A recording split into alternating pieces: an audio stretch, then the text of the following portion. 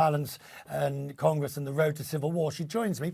If we take that simple fact, democracy or disaster, the fact it has happened so often in the past, arguably this is part of the process and, well, nothing to worry about.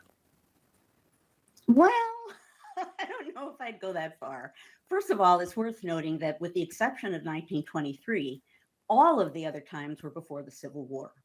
There's nothing between the Civil War and 1923. And when you look at those earlier examples, they are all over the issue of slavery. On the one hand, what that did was fracture political parties. And so there's something in common between those times and the current moment. But there was a key issue that was dividing people to the point that in 1859, when they couldn't, the 133 votes, 2-month difficulty appointing a speaker, they ultimately asked the three main candidates to publicly state their view on what Congress had done on slavery. So that was explicit. What's interesting about the current moment, in contrast, is this isn't ultimately about an issue. This isn't about a policy.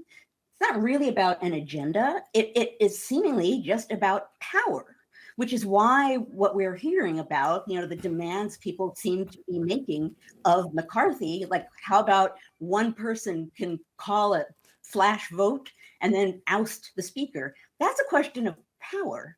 That's not a question of policy. So what we're seeing now is very typical of our moment politically speaking, but that's in a way both party-centric, so having to do with non-policy in the Republican Party.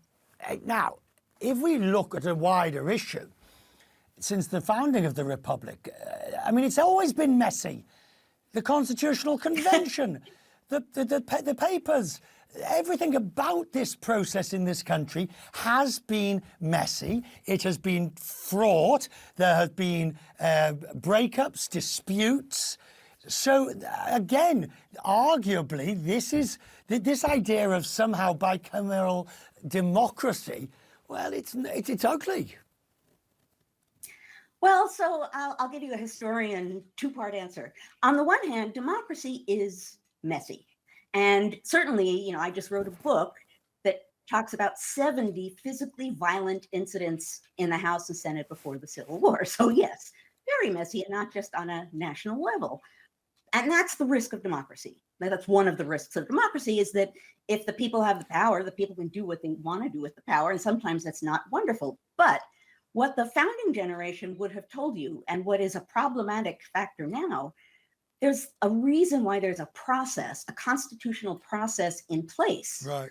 The founders said again and again and again, if things go wrong, if we get off the track, turn back to the process. Maybe we need to change it a little bit, but the process of governance, that's what's going to keep us on the track. So, back to the first question. From what we are seeing, I mean, we've just had vote 8, so we're looking at whether it's vote 9. With your historian's hat on, is this democracy? Is it a disaster? Is it a bit of both? Well, I would say it's looming to be a disaster. It is certainly displaying the current status of the Republican Party for everyone to see. It is party politics. I suppose you could say in some way it's democracy. The problem with that statement is that some of the people holding the House hostage are not particularly friendly to our political process and democracy. That's a problematic factor. Good to see you. Thank you.